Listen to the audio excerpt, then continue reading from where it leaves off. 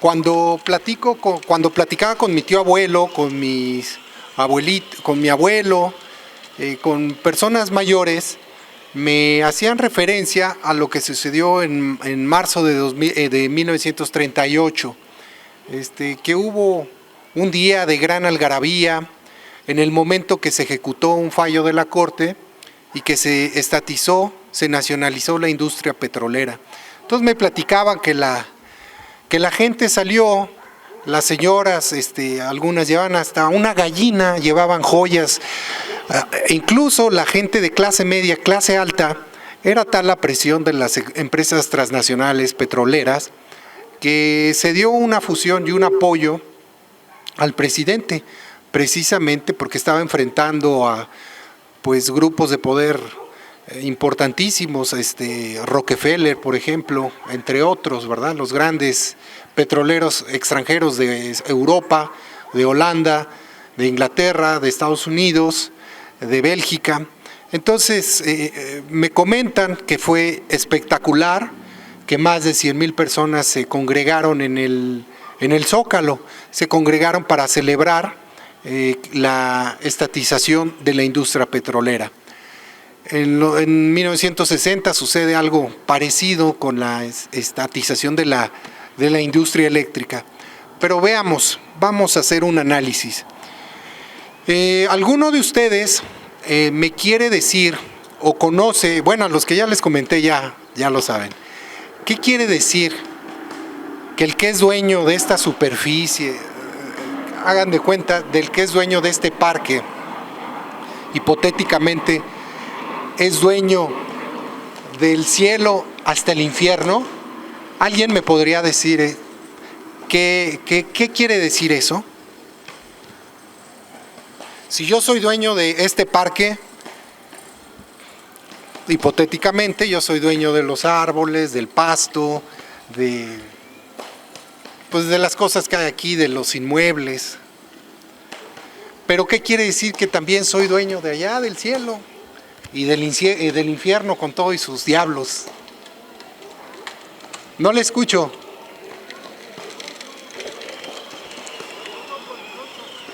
Todopoderoso, pues más o menos, pero ¿qué quiere decir? Es una concepción anglosajona de la propiedad. ¿Alguien me puede decir qué implica? Bueno, nadie sabe. ¿Una qué? ¿Psicosis?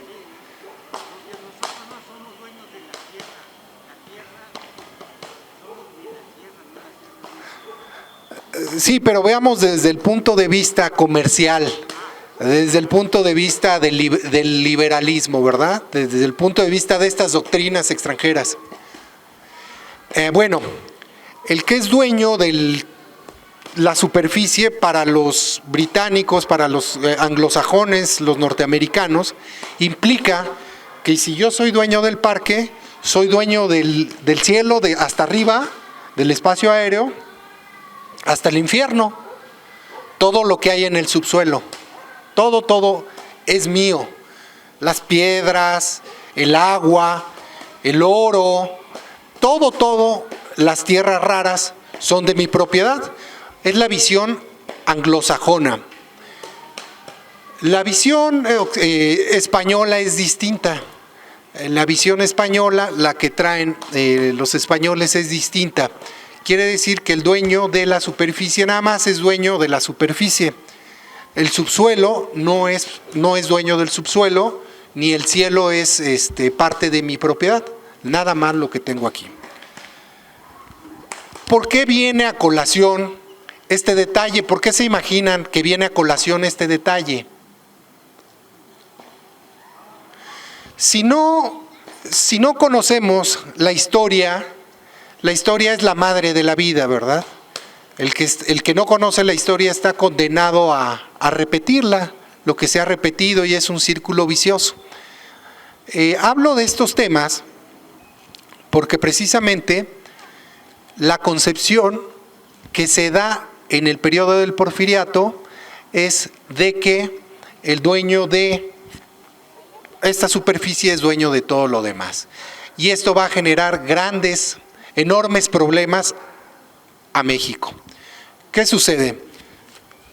Permítame.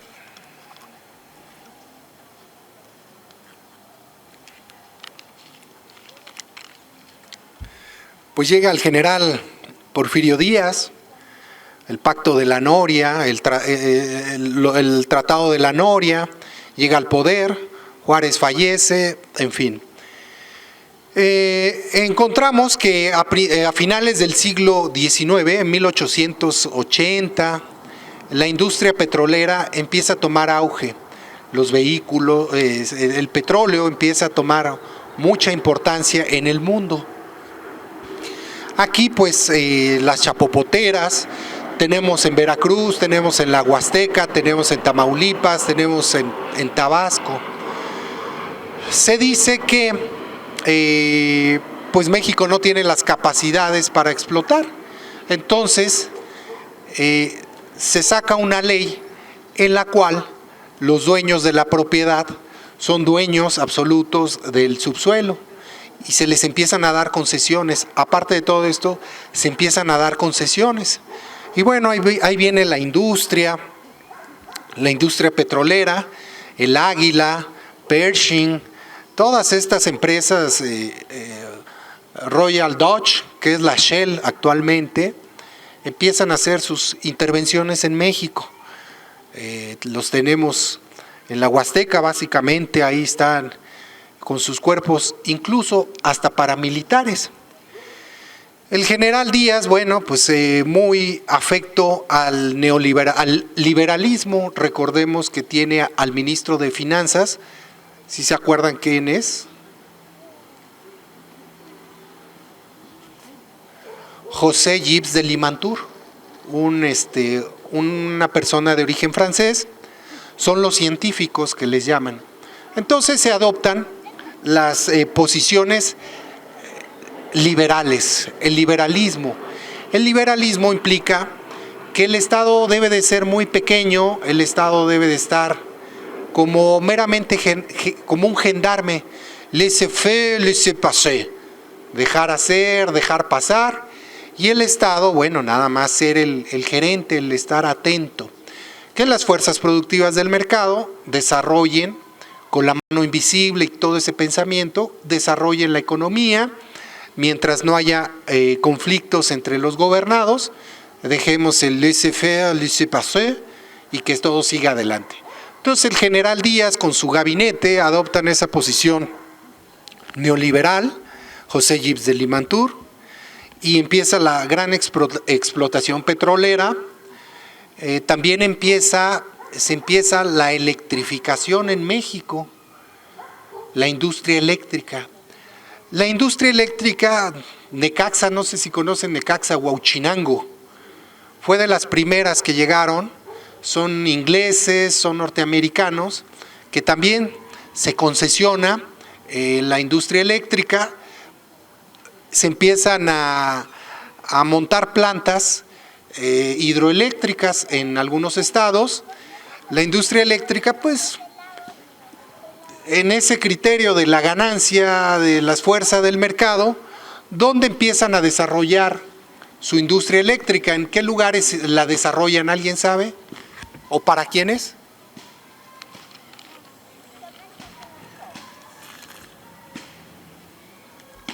La industria, sí, joven. Para la incipiente industrialización de México. Sí, ahí se dice que es el periodo de estabilización. Recordemos que había terminado la guerra de intervención, el ejército, había habido un gran ejército. Él aplica el rifle sanitario.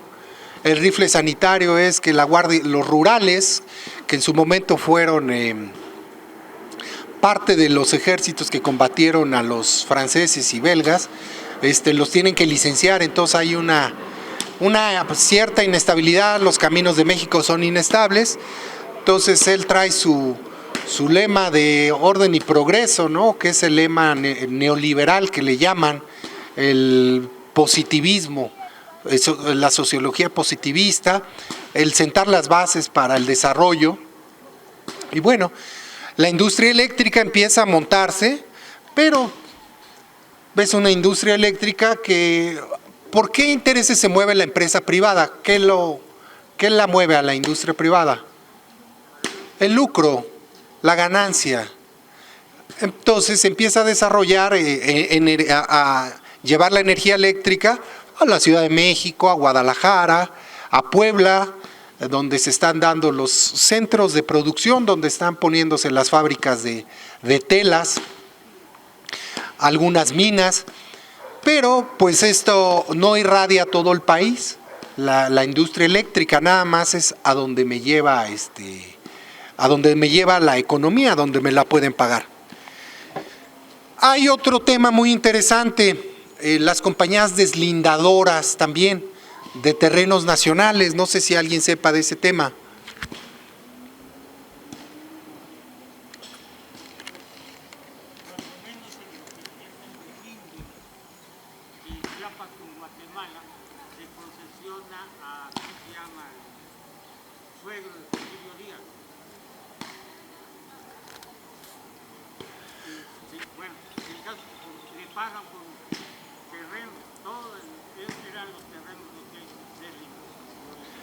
Sí, aquí se empiezan a sentar las bases para lo que va a ser la Constitución de 1917. Aquí con ellos se empiezan a dar este liberalismo, empieza a sentar las bases. ¿Qué son las compañías deslindadoras? El territorio nacional, recordemos que era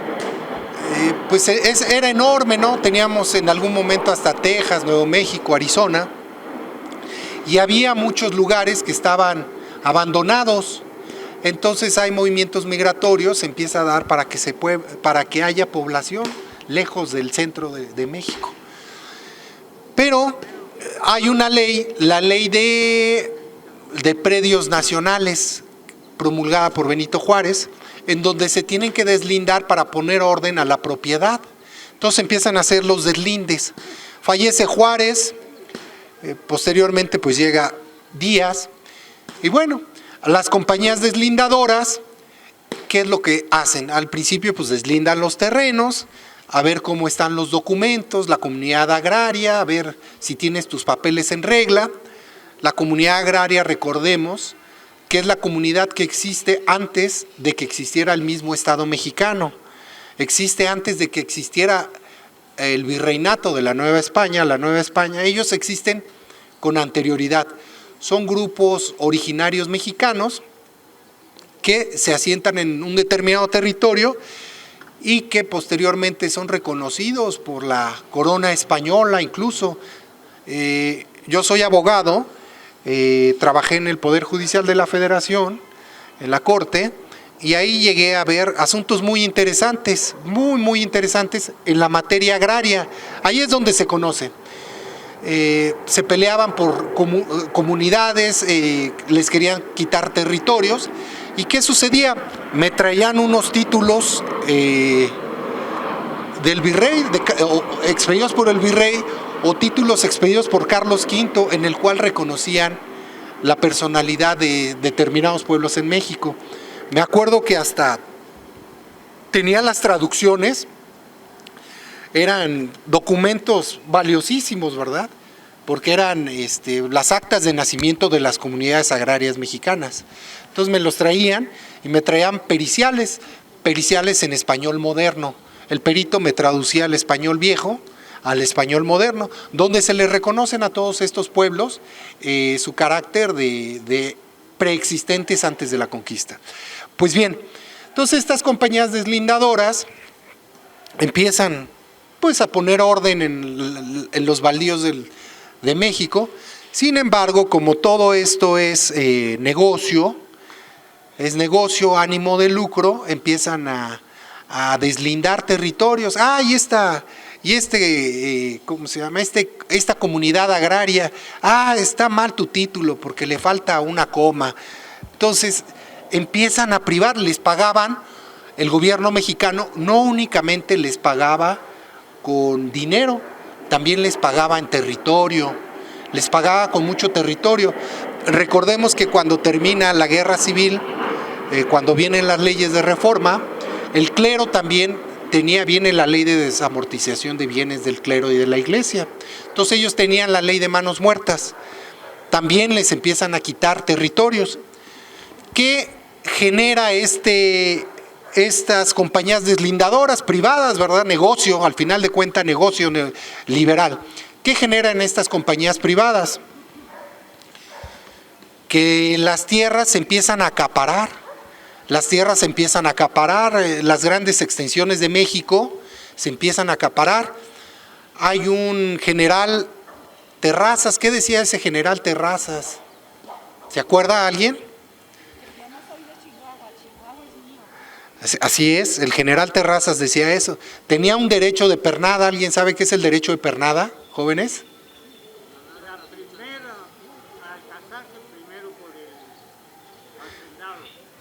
Sí, cuando había una boda y la joven iba a casarse con su esposo, era un derecho medieval. Entonces la primera noche que pasaba la esposa, la nueva esposa, era con el general Terrazas. Y así, entonces empieza a dar un acaparamiento de tierras, las compañías deslindadoras, empiezan a quitarles las aguas, los terrenos de siembra, empieza a acaparar, hay un gran acaparamiento, por un lado. Por otro lado tenemos a las empresas extranjeras, haciendo extracciones enormes, millones de barriles de petróleo en Veracruz, en la zona de la Huasteca, empiezan a extraer, pagan muy poquito o realmente no pagan lo que se debe. La industria eléctrica pues no genera una electrificación a nivel nacional. Los pueblos o comunidades por ahí apartadas, ahí se quedaban, ¿no? Porque la industria eléctrica solo es para donde hay recursos. Entonces ese es el panorama que tenemos en el periodo del Porfiriato, orden y progreso y todo esto. Se empieza a dar una inconformidad, y no hay un pago porque ya ellos eran, como se les dieron las concesiones a los de las tierras y se les dieron las concesiones a las compañías privadas, pues ya se sienten dueños pues de todo el subsuelo. Pues bien, sucede lo que tiene que suceder, Cananea, Río Blanco, la inconformidad social, el acaparamiento de la riqueza tan grande que se da, el descuido de las grandes poblaciones, pues se generaba, lo dicen ellos muy, los neoporfiristas, ¿no? que el desarrollo económico más grande que se dio en México sucedió en aquella época. No es cierto. El desarrollo más grande que se da en México es en el periodo del desarrollo estabilizador, donde crecíamos hasta el 10% del Producto Interno Bruto anual, no en el Porfiriato. Pues bien, sucede lo que tiene que suceder, se da la revolución y viene el pensamiento. Díaz se va, en el Ipiranga sale para allá, se va a Europa, a París. Qué raro, ¿no? Él combatió a los franceses y luego trae la cultura francesa muy arraigada, llega a París, muere por allá. Y en este caso, pues llega Madero. Madero ya trae la inquietud de qué está sucediendo con el petróleo en México. ¿Qué está sucediendo? ¿Cuánto pagan? ¿Cuánto producen? ¿Se genera desarrollo en las zonas de producción petrolera? Se empieza a preguntar y les pone un impuesto, sube el impuesto de porcentaje que tienen que pagar las empresas transnacionales. Hay una gran inconformidad y ¿alguien sabe quién era el embajador de México, de Estados Unidos en ese momento? Henry Lane Wilson es el embajador de los Estados Unidos en México.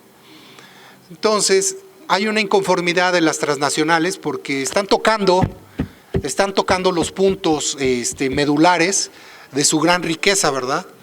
¿Qué es lo que hacen? fomentan el movimiento para derribar a Madero, y lo logran, ¿no? Las balas y los fusiles, el armamento y hasta dinero. Se dice que sale de la embajada de Estados Unidos aquí para financiar al Chacal de Huerta. Pues bien, sucede lo que aconteció ahí en la Decena Trágica. Los asesinan ahí en lo que es el Archivo General de la Nación, al presidente y al vicepresidente. Tocaron algo que en su momento no se debió de haber tocado. ¿Qué sucede? Pues llega Huerta, el Chacal, y también Huerta ya también trae la inquietud porque los norteamericanos le cambian bandera, no lo están apoyando, entonces empieza a hablar de grabar el petróleo de nueva cuenta. Y bueno, Huerta se va, Villa lo acaba allá en la batalla de Zacatecas, lo destruye. Recordemos que está Carranza. Cuando matan a Madero, pues Carranza se convierte en el primer jefe del ejército constitucionalista. El primer jefe que ya trae también la idea con el pensamiento con la ley de ejidos de 1915, ya trae la idea de tocar la Constitución. Andrés Molina Enríquez, Luis Cabrera, Francisco J. Mujica empiezan a desarrollar el antecedente del artículo 27 constitucional, que es un artículo sumamente importante y que está tan vigente ese problema hoy. Todo lo que se tocó en esos momentos está muy vigente el día de hoy. Entonces empiezan a tocar, a reflexionar sobre el petróleo y el subsuelo. Recordemos que con el general Porfirio Díaz se tenía la concepción anglosajona. Entonces, se da el constituyente de 1917, primero la ley de ejidos de 1915, donde se habla de que la propiedad originaria pertenece a quién, del subsuelo y de los recursos pertenece a quién, a la nación, que originariamente es la dueña de todos esos recursos, que sin embargo puede transferir su uso, aprovechamiento o explotación a los particulares a través de la concesión. Se da el constituyente de 1917, los extranjeros están muy molestos, están preocupados. ¿Qué va a suceder?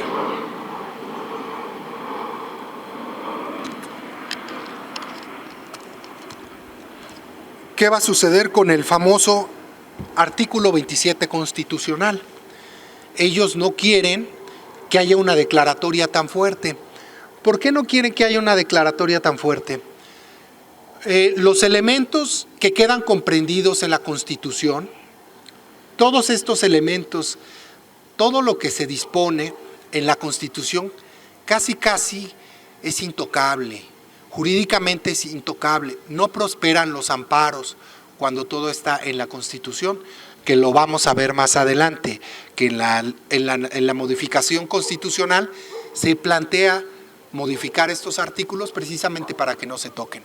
Pero regresemos a don Venustiano Carranza. Se queda establecido en la Constitución, se da la votación, queda firme que la propiedad originaria es de la nación, del subsuelo, que es el petróleo, los minerales, las piedras preciosas, son de la nación, quien es el dueño originario, pero que lo puede transferir, que lo puede concesionar para su uso y aprovechamiento a los privados. Carranza sale para Veracruz. ¿Y alguien sabe qué sucedió en Tlaxcalantongo? ¿Cómo? Bueno, lo matan a don Venustiano Carranza, el primer jefe del ejército constitucionalista, y se dice, lo agarran ahí en una cabaña, él estaba en una cabaña, se quedan ahí a descansar porque tenían que seguir, para Veracruz y para tomar un barco. Entonces lo asesinan a balazos, paz. Se dice que los que estaban detrás de esto eran las compañías transnacionales de la Huasteca. Recordemos que tenían paramilitares, entonces dice, esto te pasa por meterte donde no te debes de haber metido y por el artículo 27 constitucional. Se acabó. Posteriormente viene, ya se pone un poco de estabilidad, viene el maximato Plutarco Elías Calles, quiere tocar también el tema del petróleo y quiere también grabarlo, pero vienen las represalias, ¿no? Están allá muy atentos los norteamericanos y que no se toquen esos intereses, aunque había quedado ya en la Constitución que el Estado mexicano, que la nación es la dueña originaria de todos esos recursos, pues no se ejecuta, no había quien la ejecutara. ¿Por qué?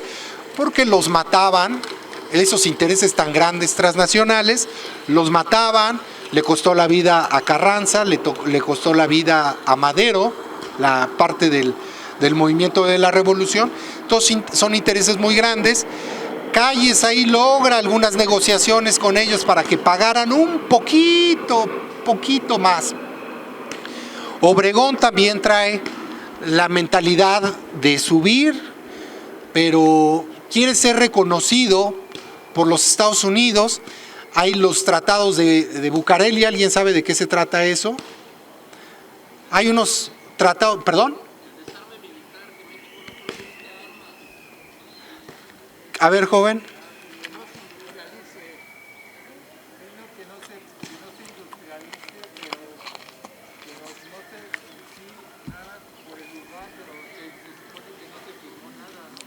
Un trato de caballeros, un pacto de caballeros que le llaman. Sí. Les vamos a pedir de favor que cuando quieran hacer una pregunta, espérense, porque la hacen desde sus lugares y no se escucha a los compañeros que están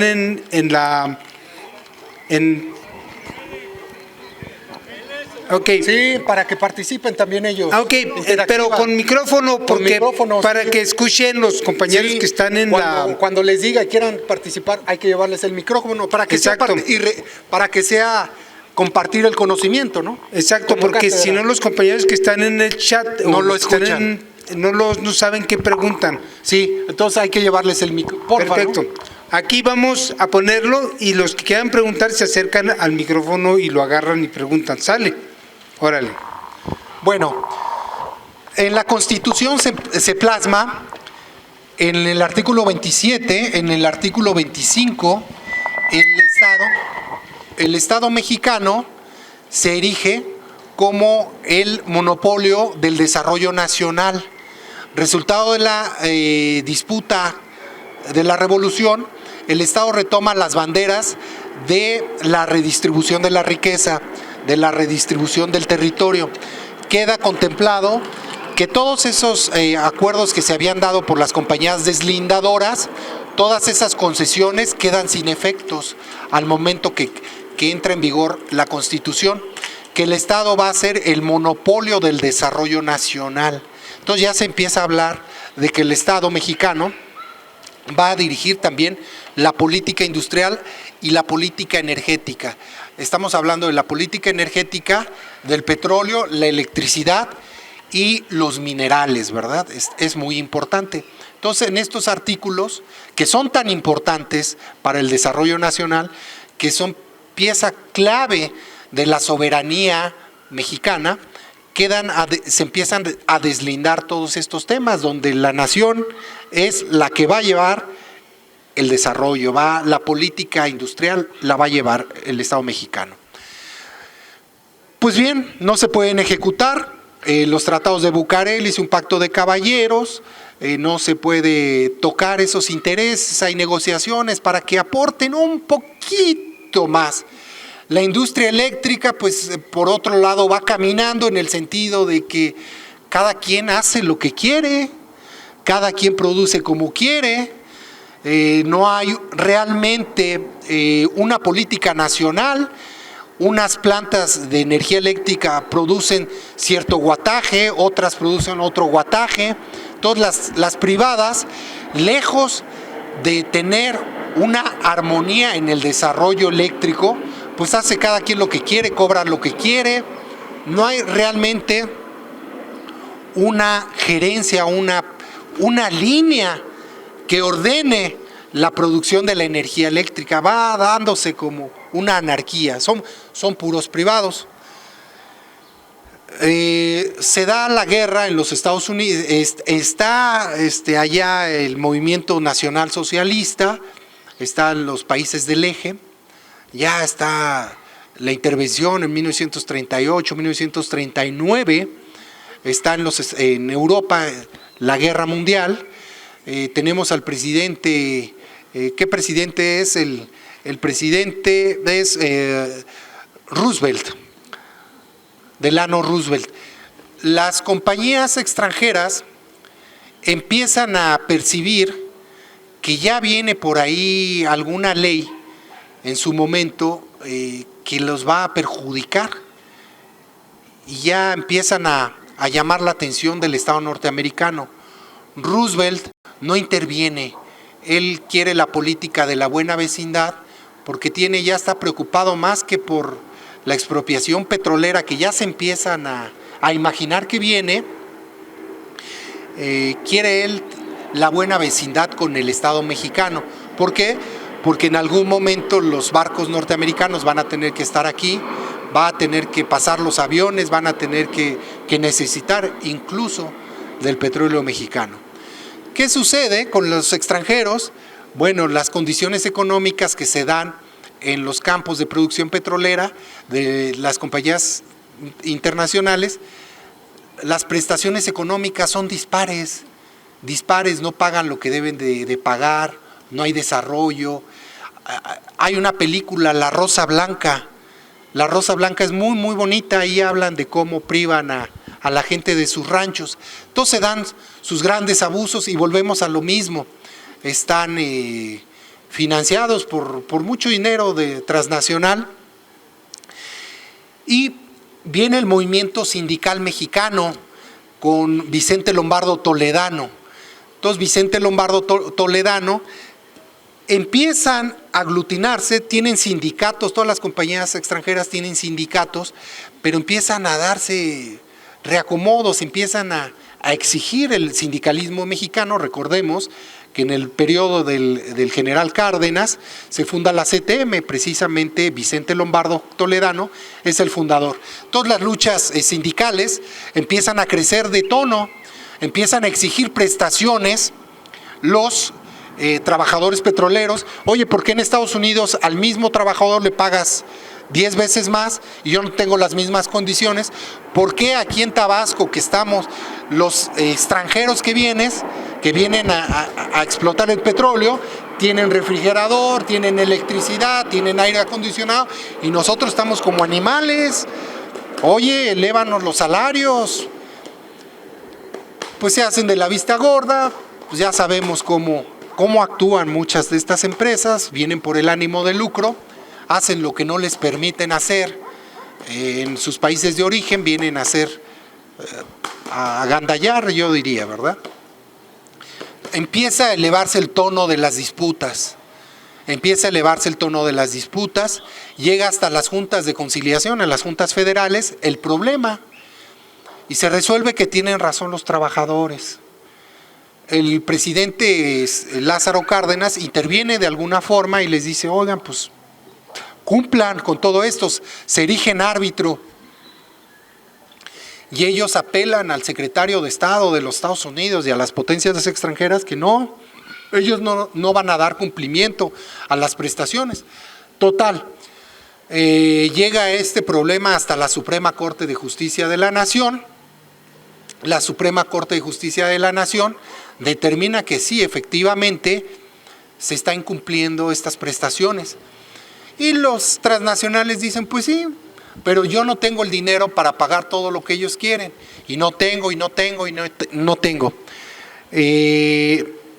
Ya el presidente Lázaro Cárdenas traía el proyecto de ley para la estatización, la ley de la industria petrolera mexicana, y llega lo que tiene que llegar el 23 de marzo de 1938, pues es el día que se expropia la industria petrolera. Se expropia la industria petrolera, se les quitan todos sus activos. Todos los activos pasan a propiedad de la nación, de todos los mexicanos. Todos los activos son los furgones del ferrocarril, las plantas que sacan las torres petroleras, donde se da la refinación del petróleo, las armas, los inmuebles pasan a propiedad del gobierno mexicano.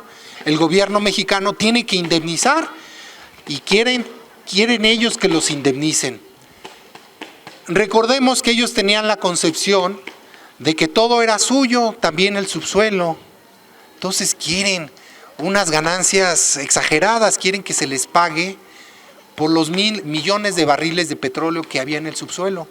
Y el gobierno mexicano, Lázaro Cárdenas, dice: no, yo nada más voy a pagar los activos que están a flor de tierra. Entonces se une la población mexicana. El presidente de los Estados Unidos no le interesaba apoyar a las empresas transnacionales y se da lo que tiene que darse, se da el pago.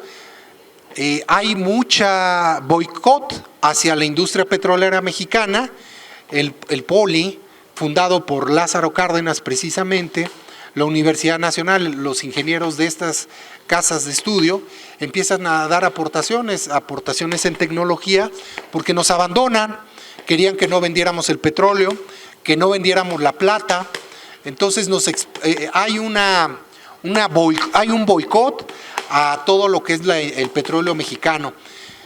Ellos querían que la gasolina, querían que se paralizara el país para regresar. Hay proyectos incluso, quieren negociar con el gobierno mexicano, para regresar, y ellos ya hablan de la industria compartida, las asociaciones públicas privadas, ¿verdad?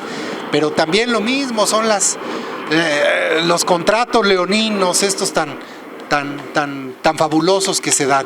El gobierno pues tiene una visión nacionalista, tiene el apoyo de su pueblo, hay efervescencia social, el pueblo sale a apoyarlos y les dice: no, señores, aquí quien va a explotar el petróleo es el Estado mexicano, a través de su compañía, que es Petróleo de México, Sociedad Anónima, que es el antecedente de Petróleos Mexicanos. Se da el surgimiento de un sindicato que posteriormente se echó a perder, el Sindicato Único de Trabajadores Petroleros de la República Mexicana, que es el que lleva todos los reclamos y que genera de alguna forma que se dé el cumplimiento de la ley de petróleos mexicanos. ¿Qué sucede en esos años? Por parte de la industria eléctrica, hay un desorden en México, sigue el desorden en México. Entonces el general Lázaro Cárdenas funda la Comisión Federal de Electricidad, precisamente con la intención de que asumamos la soberanía energética, no únicamente del petróleo, sino también de la electricidad. Pero ahí están las transnacionales, están operando, ¿no? Están operando, y sigue el problema de que no hay energía eléctrica, no hay un desarrollo coordinado, un desarrollo nacional. Quedan abandonados los grandes grupos desprotegidos, no tienen electricidad, entonces están al margen de la evolución. La gente apartada de la Ciudad de México, la gente pues de escasos recursos. Entonces, en la mentalidad del general Lázaro Cárdenas dice: bueno, pues vamos a crear la Comisión Federal de Electricidad. Ya pasa todo esto, viene el milagro mexicano, Pemex empieza a producir enormes cantidades de petróleo, viene el financiamiento, los ferrocarriles nacionales de México, también, que en su momento eran ferrocarriles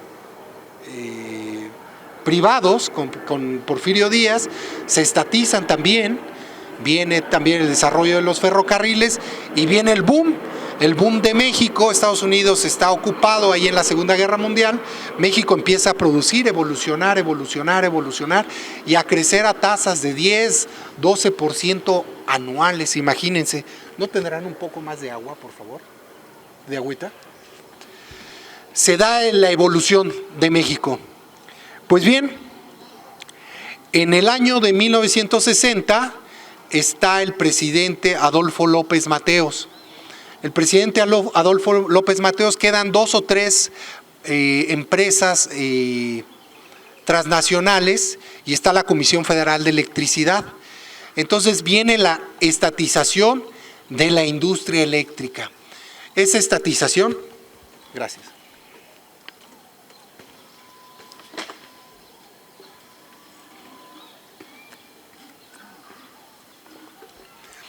Se le compran los activos, es decir, las acciones, a todas estas empresas que están produciendo energía eléctrica en desorden en México, se les compran y toda la industria eléctrica pasa a formar parte de la Comisión Federal de Electricidad, se les compra, y también está por ahí ya la compañía de Luz y Fuerza del Centro, también Luz y Fuerza del Centro y la Comisión Federal de Electricidad, pero son ya estatales, ya no son extranjeras, ya tienen, el Estado tiene el monopolio, como lo manda el artículo 25, 27 y 28, ya tiene el monopolio de la generación, distribución, explotación de la industria eléctrica.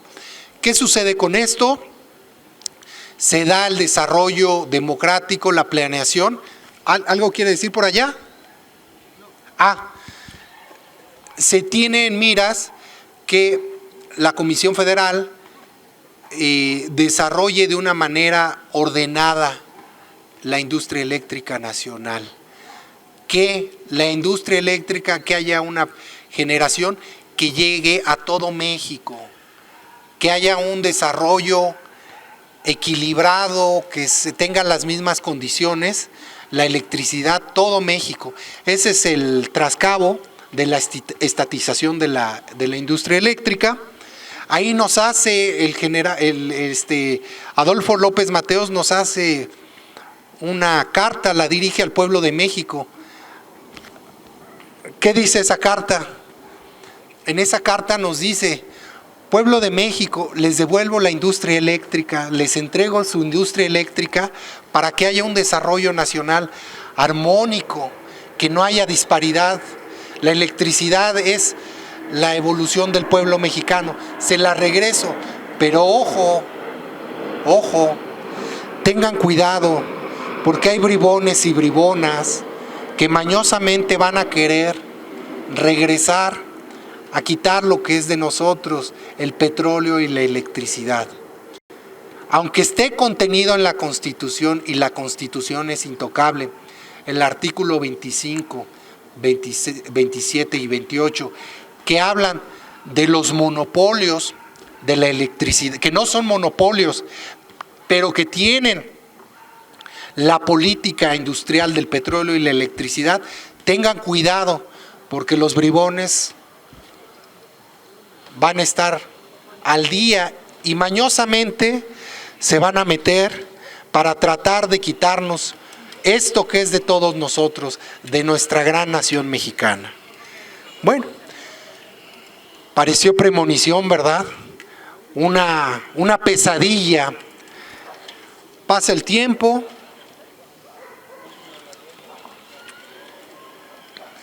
Está el nacionalismo revolucionario. ¿Alguien sabe qué es el nacionalismo revolucionario? Pues es parte de la política que implanta en el Partido Mexicano de la Revolución precisamente Lázaro Cárdenas. El nacionalismo revolucionario, que es el pensamiento en donde el Estado tiene que fomentar el desarrollo equilibrado. Gran parte de la política queda en manos del Estado y en el 25, 27 y 28 quedan plasmados, queda prohibido la concesión a privados de la industria eléctrica, de la generación, producción de la industria eléctrica. Llega el padre del neoliberalismo. ¿Alguien sabe quién es el padre? Bueno, fue en el 50, el padre del neoliberalismo. Yo así lo llamo, ¿no? No sé si sea así. Alemán. Él empieza, después de Lázaro Cárdenas, viene Alemán y ya saca unos contratos de producción compartida en el petróleo, unas concesiones. Después las echa atrás. ¿Quién las echa atrás? López Mateos, las deja sin efectos. Pero fue Miguel Alemán es el que sentó las bases para que llegaran los neoliberales. Él trae otra política, ¿no? El intervencionismo de los Estados Unidos, la presión. Recordemos también que ya los Estados Unidos había terminado la Segunda Guerra Mundial. Alemán, pues ahí ya empieza a tener muchos tratos con los norteamericanos. Estados Unidos, pues es la gran potencia, es el ganador de la Primera Guerra Mundial, y la Unión Soviética, pero lo tenemos de vecindad, todo es alemán. Pero ya pasa el tiempo, hay presidentes, pues no tan malos, ¿verdad? No tan malos. Algunos nacionalistas tienen sus cosas, como Adolfo López Mateos, hay represión, pero también tenemos la Comisión Nacional de Libros de Texto, que es un legado interesante de Adolfo López Mateos, y encontramos que pues no son, hasta el último presidente de la Revolución, que se hace decir el López Portillo, pero bueno, seguía creciendo México, crecía. El movimiento del 68 empieza a romper esa armonía que traía el Estado mexicano con el movimiento del 68, cuando golpea y mata estudiantes. Se empieza a deslegitimar el movimiento del nacionalismo revolucionario, la guerra sucia que se da en Guerrero, la Liga Comunista 23 de septiembre, ya se empieza a deslegitimar todos esos grandes avances y nos llega el gris. ¿Alguien sabe quién es el gris? El gris, como lo dice el compañero, es de la Madrid. Él trabajó en el Banco de México, es un abogado de la Escuela Nacional de Jurisprudencia, de allá del centro. Ya trae estudios sobre los aspectos neoliberales y empieza el Tratado General sobre Aranceles y Comercio, el GATT. El famoso GATT. Posteriormente llega, pues ya sabemos quién, Salinas, que era el secretario de Programación y Presupuesto de Miguel de la Madrid, y bueno, ya abiertamente se empieza a echar mano a vender la gran empresa paraestatal mexicana, Teléfonos de México, porque decían que en manos del Estado mexicano la productividad no era la misma. Gracias, compañero. Que la productividad no era la misma.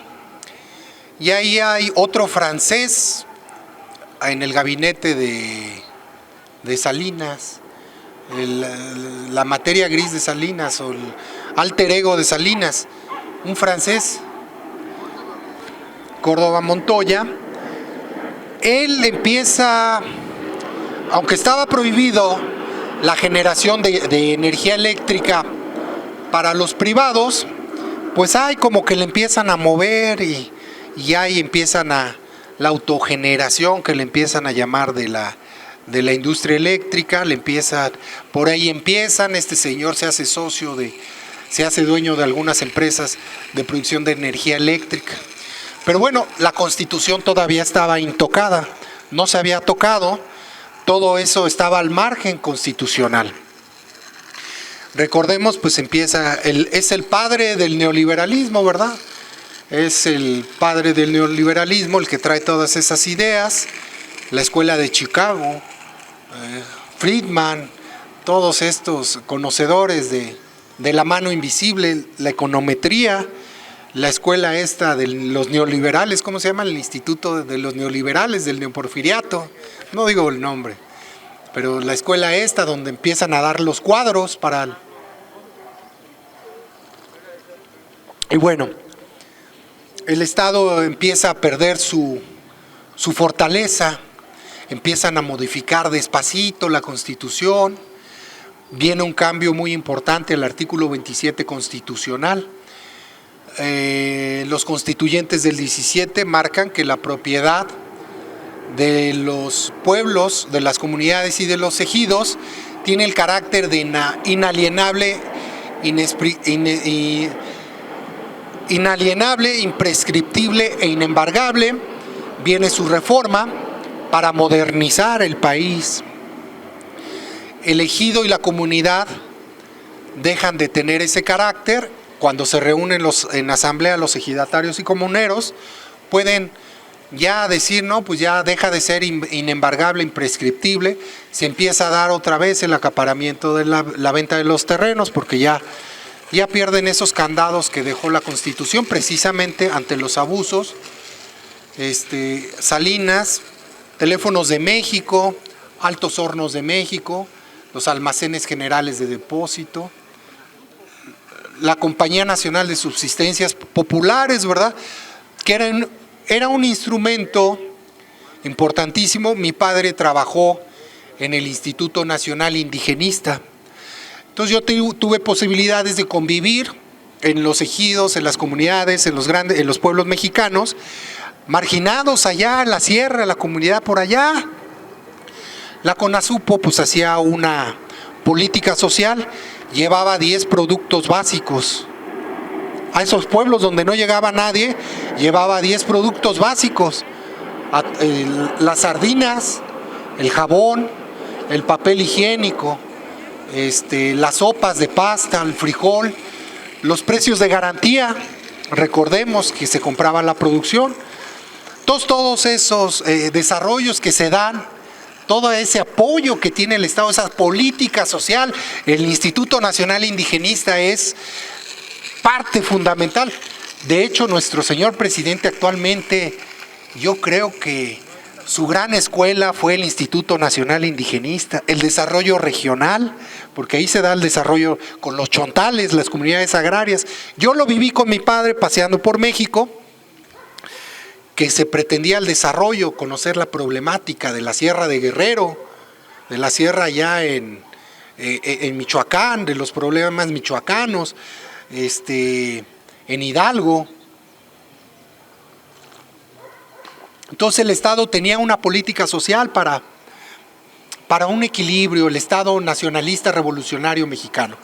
Pero llegan estos presidentes con otra mentalidad, educados muchos por Harvard, Cambridge en los Estados Unidos, y empiezan a terminar con esto.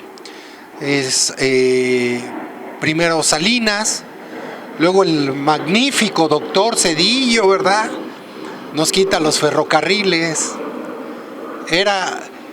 Los ferrocarriles era la fuente de distribución del pueblo marginado mexicano. Por ahí se sacaban los recursos, la producción, las artesanías, los aguacates, los mangos, las telas que producían los ejidos, las comunidades, los pueblos más marginados, y lo nombran patrón, ahí le dan al señor Zedillo, ese señor qué daño hicieron, ¿no? Nuestros ferrocarriles. Qué país evolucionado no tiene ferrocarriles. Bueno, y nos deja el problema, ¿no? También del Fobaproa, ¿no? Nos deja esa deuda, privatiza la banca. Viene el problema de la banca, la privatiza Salinas, nuestros bancos, nuestras líneas aéreas, Aeroméxico, Mexicana, todo sentado en la modernización. Le llaman competitividad. Que la meten a la Constitución, es el derecho humano a la competitividad. Válgame. El Estado debe de ser marginado, el Estado no debe de. ¿Qué CONASUPO ni qué nada? Compañía Nacional de Subsistencias Populares.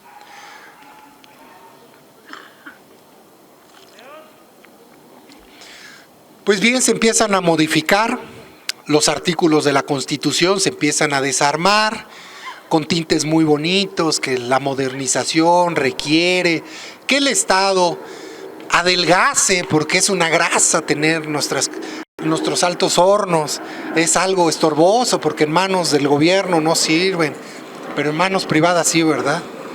Y nos volvemos de la noche a la mañana, tenemos en la lista Forbes a los hombres más ricos, a todos los que compraron a nuestras empresas. En fin, sí, entonces se adelgaza el Estado para modernizarnos. Con la tendencia neoliberal, Zedillo, luego viene Fox, y ya están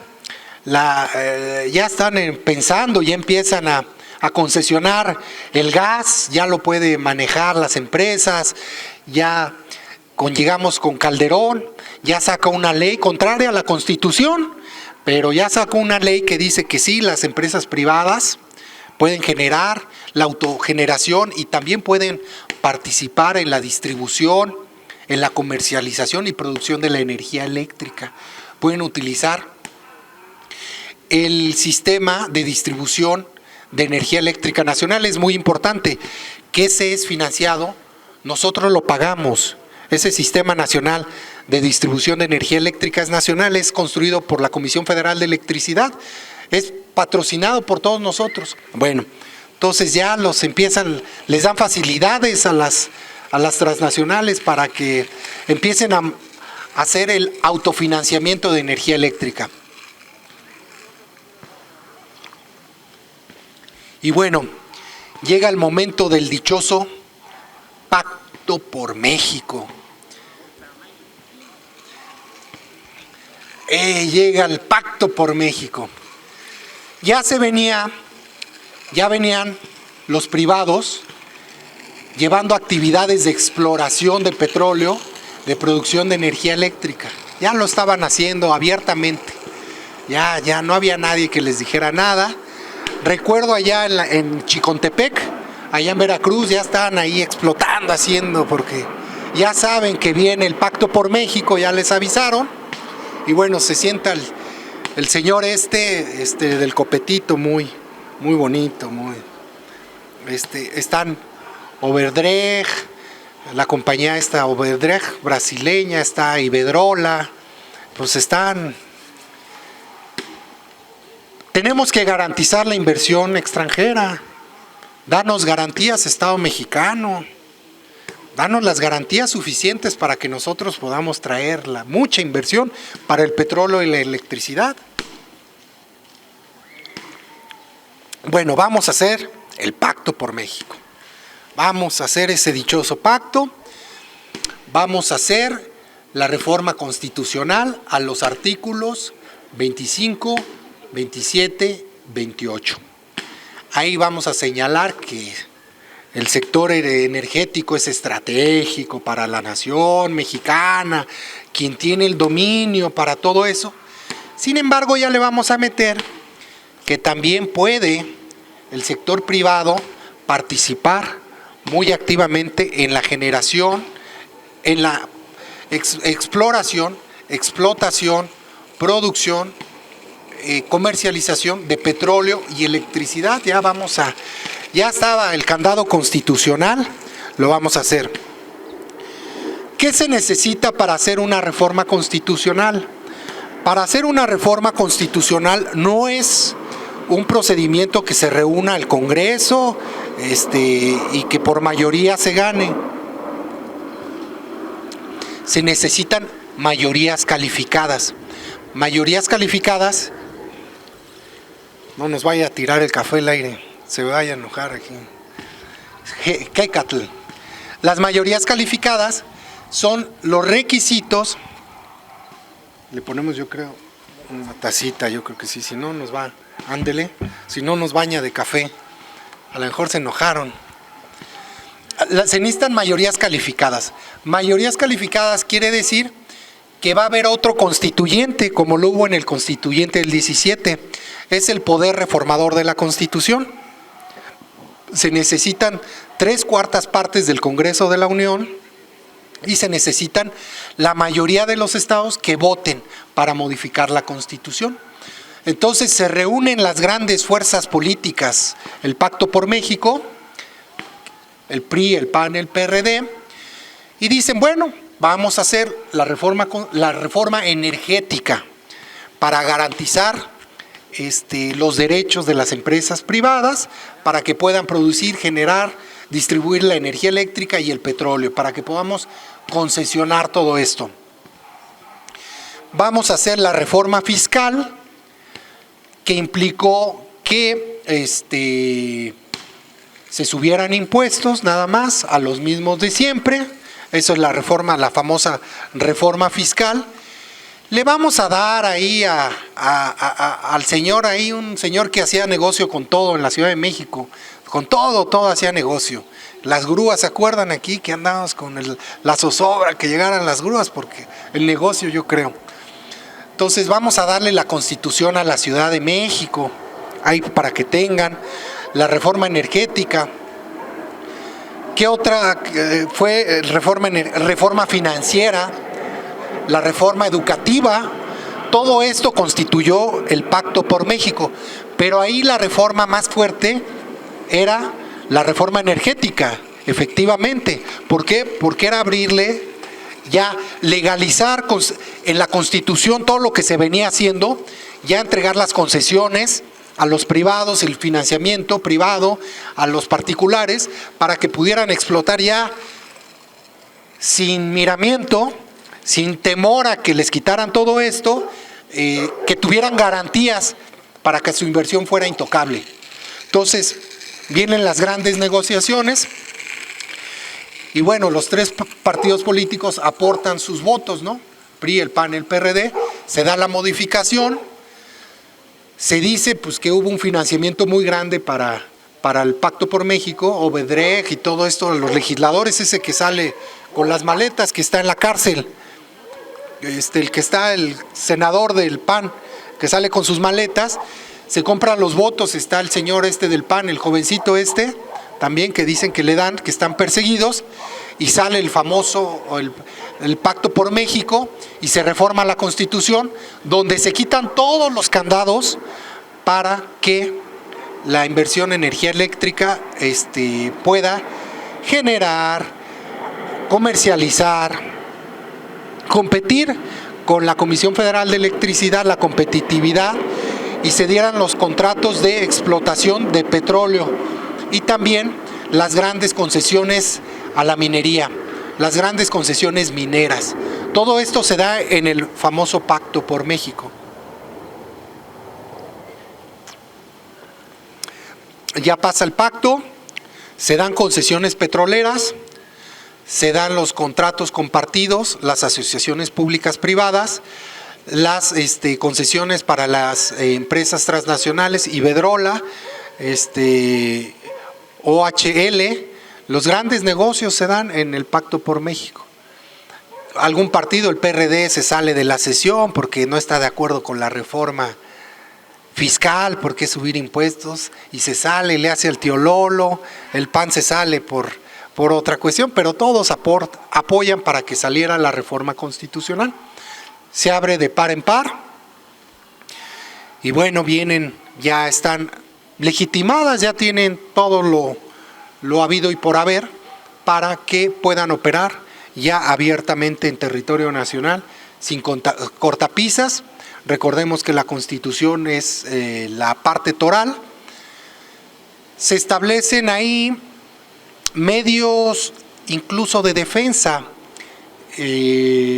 los órganos constitucionales autónomos, que son la Comisión Reguladora de Energía, que son el Fondo Mexicano del Petróleo, que son la de la competencia, ¿cómo se llama? El instituto ese de la competencia, y establecen poderes que le disputan, que en la práctica empiezan a pelear con el área de la administración pública centralizada.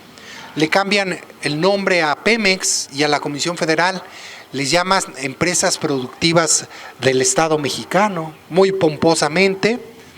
Recordemos que a la Comisión Federal de Electricidad y a Pemex, se dividen, se hacen un montón de empresitas que no podían ni siquiera hablarse, tú me caes mal, divide y vencerás, ¿verdad? Dice la máxima.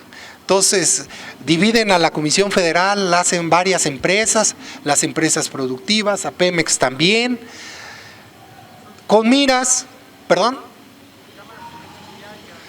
subsidiarias a las empresas productivas del Estado. Se establecen también tribunales y juzgados especializados para ver todos estos problemas, que son los que en algún momento van a, como ahorita lo vamos a ver, van a otorgar las suspensiones y van a generar que no avance. Pues bien, todo el mundo muy feliz, están felices, ya pasó el pacto por México, ya ganamos México, ya ganamos. Quedan sus órganos, sus órganos para estatales, los órganos constitucionales, y llega el 2018, lo que debe de llegar, ¿no? Es un coche que traen, que viene en caída y que nadie lo para. Llega el gran cambio en México, y se abordan estos problemas. ¿Qué sucede? El presidente, la reforma petrolera no tiene el impacto que se dijo en algún momento iba a tener. La avenida de capitales no se da eso. La reforma eléctrica sí se da, pues ahí vienen las transnacionales, básicamente las españolas. Y bueno, el presidente, al ver la magnitud de la problemática que se va a generar, que a la larga va a terminar desapareciendo a la Comisión Federal de Electricidad, dice, bueno, pues tenemos que ponerle un alto a todo esto. Saca una ley, un acuerdo primero, un acuerdo en el cual decía, oye, pues la Comisión Federal es la dueña de la red de distribución, los contratos de energía verde, las concesiones de los bonos de energía verde, pues son un fraude, ¿verdad? Porque nada más los tienen los privados. Nos están parando la producción de nuestra energía, la que se produce por nosotros, hidroeléctrica, es la última que entra, tiene la gran prioridad. Entonces saca un acuerdo administrativo la Secretaría de Energía diciendo, vamos a equilibrar la situación. Oye, pues no me dejes a mis energías, no me las dejes al margen. Se está provocando estos desastres en Tabasco, como lo dice día con día nuestro señor presidente. No dejes nuestra energía al último, hay que turbinar para que también es la energía más limpia que se puede producir. ¿Por qué primero los privados? Entonces saca su acuerdo, ¿y qué viene? Los amparos, ¿no? Los amparos se van a unos juzgados especializados en competencia económica. Entonces ahí empiezan a dar las suspensiones, entonces empiezan a parar. ¿Por qué? Porque hablan de competitividad, que debe de haber competitividad, que las energías verdes les dan la suspensión provisional y luego la definitiva contra el acuerdo, y al final lo echan abajo. Porque todo esto de la competitividad, de las energías verdes y los aspectos torales quedaron metidos en la Constitución, y la Constitución es ley suprema.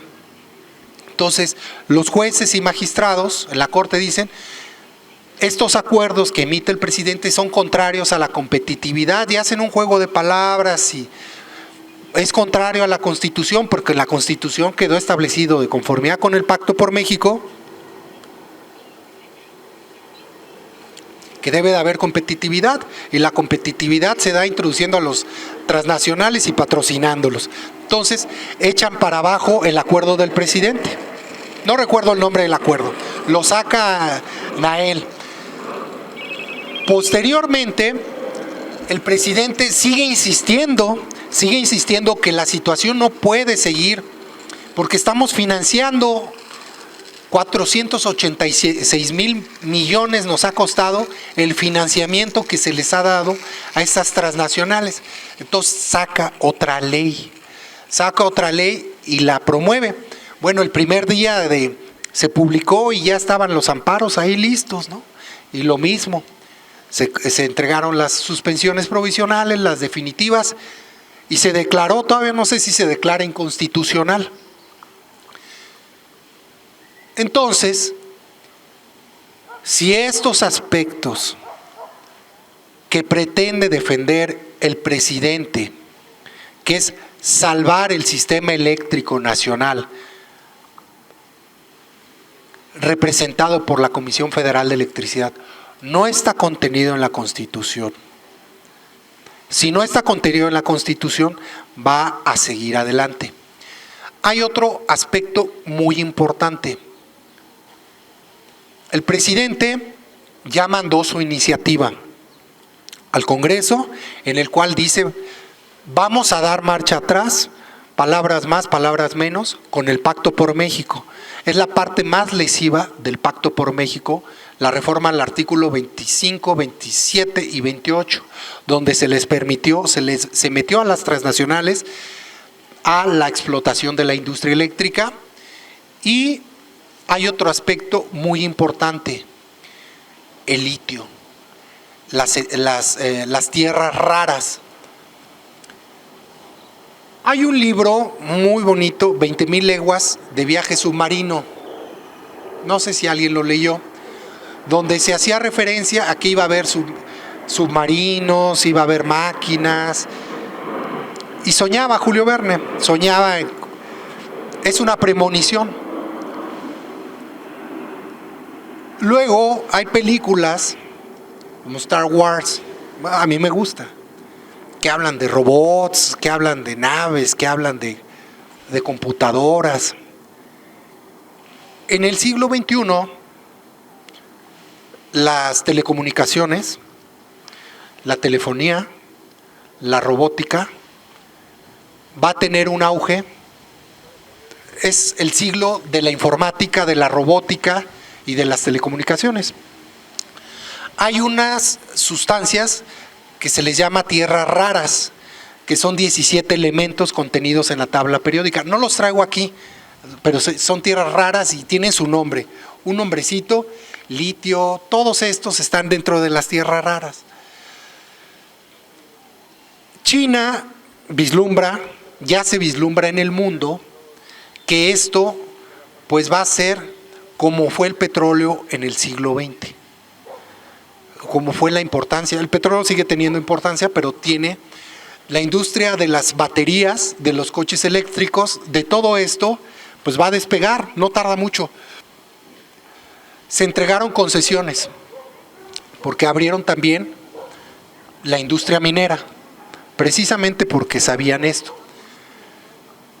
Viene en la reforma constitucional también los lineamientos para la nueva ley minera. Se dice poco de esto. Los lineamientos para la nueva ley minera, en donde el Estado, como aspectos de seguridad nacional, como aspectos de política nacional, de salvaguarda a la soberanía energética, soberanía política, soberanía económica. Hablemos de soberanía económica, que es el poder económico que tiene el Estado para enfrentar a los retos internacionales, va a ser el único facultado para tener el manejo y la distribución y explotación de todos estos recursos, tierras raras, litio, la electricidad. Se va a llamar aspectos incluso hasta de seguridad nacional. Ya la mandó al Senado, se necesitan los votos. Y se necesitan los votos no hacen falta como 50 y tantos votos los que puede aportar el PRI. Entonces, es muy importante, importantísimo es la contrarreforma energética, que últimamente hay que tener muy presentes, muy presentes, porque si el Estado otra vez se erige como monopolio, como único rector de estos recursos energéticos, pues vamos a recuperar nuestra capacidad, nuestra soberanía económica, como en algún momento lo tuvimos con el general Lázaro Cárdenas. de esa magnitud son las reformas que vienen. Los intereses, pues imagínense, si le costaron las balas a los presidentes, a Madero, a Carranza, imagínense los intereses tan grandes que tenemos, a lo que se está enfrentando el presidente con esta contrarreforma constitucional. Entonces, pues básicamente de esto se trató la charla, ¿no? De hacer patente que esta es una contrarreforma, una contrarrevolución, es la puntilla al Pacto por México. Se han ido cayendo el Pacto por México, ya la reforma fiscal se ha caído, la reforma educativa, que era la privatización, se han ido modificando. Ha costado mucho trabajo, También se plantea desaparecer algunos órganos constitucionales autónomos. Ya con esta reforma, y ya el CENER, el que maneja la política energética, va a formar parte otra vez del Estado mexicano. La Comisión Federal otra vez se unifica, Pemex otra vez se unifica, para darles esa fortaleza que nos dio la soberanía energética. En algún momento todo queda unificado, se les quita ese motecito de empresas productivas del Estado, se quita ya eso, se quitan el Fondo Mexicano del Petróleo, y algunos órganos constitucionales. Si pasa esta reforma constitucional, viene otra reforma muy importante. Este es el preludio a otras reformas muy importantes. Viene la reforma política. Que es, pues ya sabemos que el INE, el Tribunal Electoral, también han tenido ahí sus fallas. Después viene otra reforma también importante, la Guardia Nacional queda contenida en la Constitución. Y posteriormente, no lo dicen, pero ya sería la última. ¿Se acuerdan de la Ley de Austeridad Republicana? Lo mismo, la sacó en Ley de Austeridad Republicana y lo mismo. Se echó atrás por la Corte, se concedieron suspensiones, acciones, controversias de inconstitucionalidad. La importancia que estos temas queden contenidos en la Constitución Política de los Estados Unidos Mexicanos es relevante. ¿Por qué? Porque jurídicamente queda protegido de cualquier amparo, acción o controversia de inconstitucionalidad. Si ya quedó en la Constitución, ya no va a haber amparo que prospere, ya no va a haber suspensión, ya no va a haber juez, magistrado o ministro que pueda decir que es inconstitucional que la Comisión Federal de Electricidad tenga otra vez la rectoría de la política energética, que Pemex maneje la política energética, que el Estado, la Secretaría de Energía, tenga también la política energética. Entonces, por eso es la trascendencia. No va a prosperar amparo si todo queda contenido en nuestra Constitución. Y bueno, pues con esto espero que les quede pues algo, una plática más sencillita, ¿no?, de lo que fue la evolución y de lo que nos estamos enfrentando. Muchas gracias. Muy bien, ¿quieres que te hagan preguntas o ya? Sí, adelante. Bueno, adelante. Apenas les dije que si querían preguntas y se vinieron todos. Pero algunos. Quería yo saber cuál era el que dirigía la Comisión Federal de Electricidad. ¿Ochoa era? ¿Cuál era? ¿El qué? Antes de Ochoa, sí. Bueno, Ochoa Reza, exactamente. Sí. Bueno, quiero decir yo que vamos a suponer que sí, que salga esta reforma constitucional, pero ¿qué pasa si estos granujas, otra vez agarran y nos sigue la cuarta transformación? Van a ser, no hay ninguna garantía que haya otro Lozoya o Ochoa Reza. Lo de Ochoa Reza es mínimo en comparación con Lozoya, pero digo, no hay ninguna garantía porque las tranzas las hacen dentro del gobierno también. Entonces, si agarra la derecha y los neoliberales otra vez el gobierno, no tenemos la garantía absoluta de que no va a haber tranzas y que van a ser... Eso es.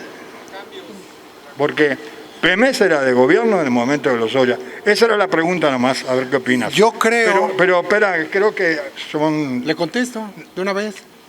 ¿Cómo? De una vez. Yo creo que les va a costar mucho trabajo. ¿Se acuerdan de los programas sociales? Precisamente quedaron contenidos en la Constitución, porque les cuesta más trabajo modificar la Constitución. Recordemos que el Pacto por México tuvieron que financiar esto. Digo, no dudo de que, pero cada día va a ser más difícil. Va a ser más difícil. Precisamente por esto lo está metiendo a la Constitución el presidente. Lo quiso hacer en ley y todos se lo tiraron. Entonces, en la Constitución ya no creo que se dé la alineación de fuerzas. Creo que la derecha ahorita está muy debilitada. Puede llegar, pero ya está más difícil juntar esas grandes mayorías. La población ya está más... Entonces, para modificar la Constitución, pues es... El presidente es el instrumento que tiene. Ya si se da otras cosas, bueno. Pero la garantía es la Constitución. La Constitución. Por eso es tan... Por eso tuvieron que hacer el Pacto por México y financiarlo, y se prestaron, ¿no?, para hacer el Pacto por México. No creo que sea fácil hacer otro Pacto por México, no creo. Yo creo que la gente ya está, pues en el 2018 lo demostramos, los aplastamos. No traen una idea, ellos siguen pensando en el siglo XIX, hablan todavía... El franquismo, ya nosotros estamos entrando a la época, al siglo XXI, ya estamos en estas tecnologías. Su discurso sus defensas son arcaicas, pero bien, no podemos echar las campanas al vuelo y van a intentar por todos lados. Lo están intentando, no prende su discurso, no prende, y por más que dicen, porque ahorita está el debate de ellos, no, es que... Y se escudan en argumentos de que la ecología y los bonos verdes y que la competitividad, no se las compra la gente, no prende el discurso. No he visto que salgan a las calles a defender a Iberdrola, como si a lo mejor salimos a las calles a apoyar al presidente cuando se vaya a votar, o a lo mejor al Zócalo, hacemos lo que se hizo con Lázaro Cárdenas o con Adolfo López Mateos, pero no veo que... Sí, mucha lana, ¿no? Pues está, y los medios en el mismo nado, sincronizado en las redes, y van y lo mismo, ¿no? Nos va a afectar la competitividad, los compromisos internacionales que está en el TEMEC. No, lo que está en la Constitución es lo máximo. La soberanía de México está en la Constitución. Si bien hay tratados internacionales, jurídicamente está por encima la Constitución. Por eso es tan importante. Por eso la conciencia es hacerla ahorita. Quizá no hemos medido la magnitud de esto, pero la magnitud es una contrarrevolución. Es lo más importante, yo creo. Ya con esto el presidente, como dice, ya se va a descansar. Ya deja ahí. Imagínense quedar en manos de Iberdrola lo que está sucediendo en España. Entonces, yo no he visto la efusión de la derecha, que salgan, que estén aquí, frena y arriba Iberdrola, nos va a dar patria y libertad, arriba la competitividad. Están pagando, lo van a hacer. Pero veo más gente consciente, ustedes, nosotros, que precisamente por eso estamos participando, para platicar de una forma sencilla lo que viene. Adelante. De nada. Más que pregunta, gracias por la plática. No sé si puedo hacer un comentario, Sí, claro, no me extiendo. Hola a los compañeros que nos están viendo aquí dentro de la República y fuera de la República Mexicana. Yo nada más los invitaría y hacer hincapié en que nos sigamos organizando, porque pues, como ya mencionó el compañero Ramón, a lo largo de la historia o que a lo largo de la historia las luchas por soberanía y por defender pues lo que nos pertenece, nuestros recursos naturales, no dejar, ya porque va a haber una ley o tenemos un gobierno favorable a nuestros intereses, se va a solucionar todo. Entonces, sí, hacer hincapié en seguir haciendo reuniones con los compañeros, en grupos, comentar la situación del país, de la economía, de educación, o sea, varios temas, y con una didáctica casi como de estar jugando, interactuando. Más que nada es convivir y seguir creando comunidad, porque pues si dejamos que el gobierno nos lo solucione todo, el dinero mueve más a las personas, ¿no? Entonces, no dejar que ya se va a solucionar. Tenemos gobierno favorable, leyes favorables. Hay que seguir, todavía faltan 3 años, y después de esos 3 años seguir recuperando a la nación, ¿no? Porque se los comentamos, hicimos hincapié en 2013, ya vamos para una década de entreguismo, y ahorita quieren que en 3 años se resuelva todo, cuando se los dijimos casi hacia atrás, una década, que íbamos a perder soberanía, recursos, ingresos. Por eso ahorita la situación tanto de gasolina, del gas LP, etcétera, etcétera, la economía ha venido a la baja, precio, inflación ha subido, el intercambio monetario dólar-peso es tan alto. Apenas en 5 años se han duplicado o aumentado mucho los precios de canasta básica, etcétera. Entonces, por favor, no nos durmamos, hay que seguir, faltan 3 años, y después de esos 3 años seguirnos organizando, porque si no, otra vez es el círculo vicioso que no avanzamos, y dentro del cambio, pues la conversión de energías limpias, pues no son tan limpias, porque los procesos de depuración o de refinación de litio requiere mucha agua, y queda contaminada después de un volúmenes gigantes a pequeñas concentraciones de litio ya usable para las baterías. Es muy contaminante, ¿no? Entonces, esos procesos o energías verdes, pues no tanto, y a fuerza se requieren hacer, porque aunque tengamos la energía solar, ¿dónde se va a almacenar toda esa energía, no? Entonces también en lo que sería eólica constante, pero pues otra vez es un proceso, apenas estamos llevando las leyes, apenas se va llevando, y cuando se vea materializado o que se ponga en acción que el gobierno pueda manejar eso, o sea, van a tardar otros años. Entonces, por favor, no nos descuidamos, sigamos organizando, reuniendo y conviviendo, porque pues si seguimos atomizados, no va a pasar nada, ahí ya estamos bien, mañana va a costar más otra vez el precio de la vida. Entonces, sí, sobrevivir el día a día. Entonces, pues bueno, ese era el mensaje. Disculpen si me extendí. No, sí, adelante. Ya, gracias. Es muy importante decirlo, que los minerales y tierras raras pueden ser el factor de soberanía económica, como lo fue en su momento el petróleo en los años 30, 40, 50, que dio el milagro mexicano. Entonces, estos materiales pueden ser fuente de financiamiento del Estado mexicano. No perdamos eso de vista, lo que está en juego, y regular la industria minera, porque se va a expedir la nueva ley minera. Eso está en juego. Imagínense todo lo que está en juego. Gracias.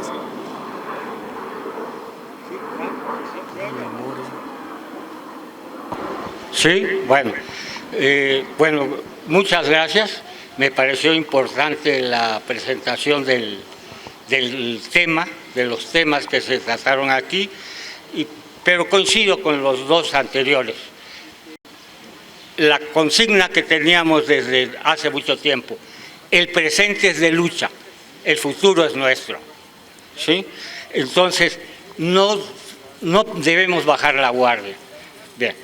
Respecto a los comentarios que hizo sobre la industria eléctrica, me hacen bastante ruido, porque efectivamente es una clave fundamental para el desarrollo, que muy posiblemente no tengamos la misma mirada todos.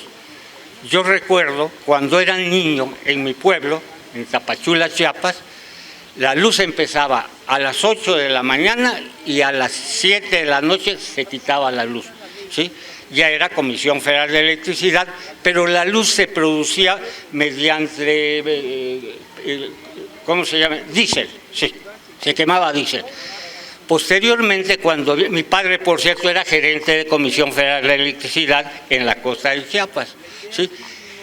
La única excepción era Huixla, porque Huixla pertenecía a Luz y Fuerza del Centro, que por cierto no fue nacionalizada. El presidente López Mateos no la toca por una razón. ¿Saben quién era la dueña de la Luz y Fuerza del Centro? No. La reina Isabel, ¿sí? Entonces, en atención a ella no, y ahí se fue. Bueno, pero posteriormente empezó el desarrollo de la electricidad bastante amable con el medio ambiente, que fue la creación de las hidroeléctricas. En Chiapas hay varias hidroeléctricas, de tal suerte que dicen que la mayoría del agua que hay en este país está en Chiapas. O sea, los grandes ríos son por ahí, ¿sí? Bueno, pero cuando viene esta etapa que describe con bastante precisión nuestro presentador, se dejaron de producir, activaron las turbinas que tenían, ¿sí? Y se crearon grandes problemas. Uno de los más graves son las inundaciones en Tabasco, porque ya no están reteniendo el agua a las presas, se las echan para allá. Entonces, todo esto se hizo con una gran maña y desvergüenza, ¿sí? Por eso, insisto, hay que estar atentos a lo que viene. Y viene otra importantísima consulta, que es la revocación de mandato. De tal suerte que se están oponiendo PAN, PRI, Vox, en fin, todos los grupos esos, ¿sí? Porque es muy importante, ¿sí? Es muy importante lo que dice el presidente: el pueblo elige y el pueblo quita. Entonces, nos invitamos a seguir atentos al desarrollo nacional. Gracias. De nada, ¿de qué? Sí, hablan de la consulta. Sin embargo, yo creo que ahorita no son eventos aislados. Todos están íntimamente relacionados, la consulta y la reforma. Sin embargo, si se da la reforma constitucional, si se da esta gran reforma constitucional, la consulta van a ver, se va al cielo, la popularidad, pero primero es la reforma constitucional, la soberanía energética primero, porque esta se va a decidir en noviembre, diciembre, y esto por autonomacia va a jalar a la consulta. Si se pierde en el Congreso la reforma constitucional, quién sabe cómo nos vaya en la consulta. Sí, no hay como que salgan las dos cosas, pero una va primero y la otra después. El tema lo ha venido manejando de la reforma constitucional a diario. No hay día que no lo diga. La consulta sí lo maneja, pero creo que primero lo primero, a mi parecer. Adelante, maestro. Dile que ahorita le contesto, ¿no? Bueno, oye, muchas gracias por la exposición, el recordamiento, no la recordaste, todo este proceso terrible que ha habido, pero sino que México debe de ser precisamente autosuficiente en alimentos, ¿sí? La energía, en alimentos y energía debe de ser autosuficiente.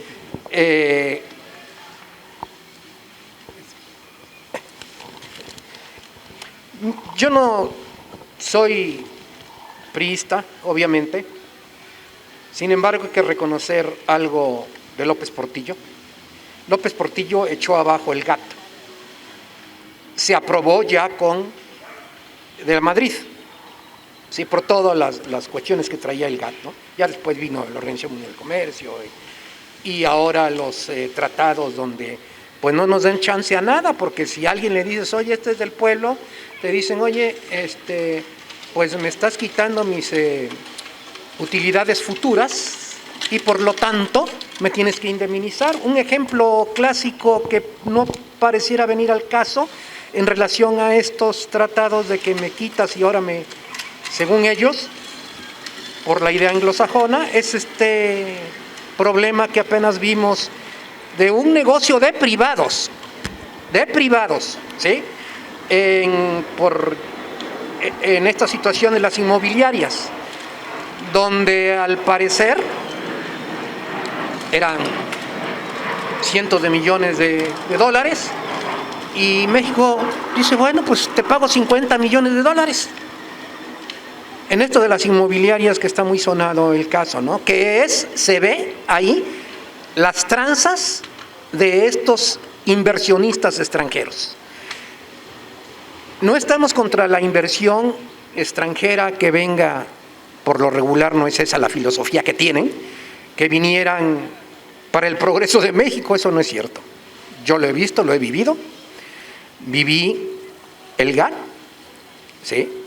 Viví el Tratado de Libre Comercio y predije que iba a pasar, acerté, desgraciadamente, preferí haberme equivocado, pero así estamos. México es simplemente, en la actualidad, un distribuidor de productos chinos. Véanlo así, nada más pasemos por el metro y vemos cuántos productos chinos ahora, la cantidad de personas que están ahí, principalmente mujeres que tienen necesidad de trabajar, cierto, pero ahora pues vean nada más qué problemón hay, ¿no? Definitivamente, si nosotros en este momento que tenemos este presidente no lo ayudamos y la gente no está consciente de lo que está sucediendo, porque te puedo decir, porque lo conozco en alguna parte, hay una corrupción terrible en México. Nosotros no estamos contra el desarrollo de la ciencia, pero tú lo has de saber, lo del CONACYT. ¿Sí? Estos científicos, no se está correteando los científicos porque hagan ciencia, sino porque transaron aquellos que transaron, no todos, obviamente. ¿Sí? Sí, claro, hay una industria de abogados, ¿no? Para las tranzas. En Pemex es lo mismo. En Pemex una corrupción terrible. ¿Sí? También lo puedo sustentar, ¿por qué? Y no necesariamente se da también en los altos niveles. Se da en la misma clase media trabajadora, de confianza, etcétera. Se da una corrupción terrible, ¿sí? Son parte, en Pemex, si te corren, son parte y juez. Entonces, pues así no vas a ningún lado. Entonces, ¿qué debemos hacer nosotros los mexicanos? Pues concientizar a la gente, porque queremos que el milagro mexicano se dé, pero con los mexicanos. Porque el milagro mexicano que se dio anteriormente, si es cierto, el desarrollo estabilizador, etcétera, fue consecuencia también de que, pues, como Estados Unidos ganó la guerra, bueno, dicen que ganó la guerra, pero quien en realidad derrotó a los otros ejércitos fueron los rusos, pero es otra cosa, ¿no? El milagro mexicano se dará siempre y cuando los mexicanos estemos conscientes de que, pues, México para los mexicanos, porque pues ya vimos cómo alimentamos a los Panama Papers, a los offshores, a los Pandora Papers, y ahí está el dinero, ¿sí? Yo solamente le puedo decir a todos nosotros los mexicanos y principalmente también a los jóvenes, porque parece que andan más felices con liberen a la marihuana. 1 kilo diario para andar lúdicos 366 días del año, porque es parte también de la metida en la cabecita de que no hagas nada.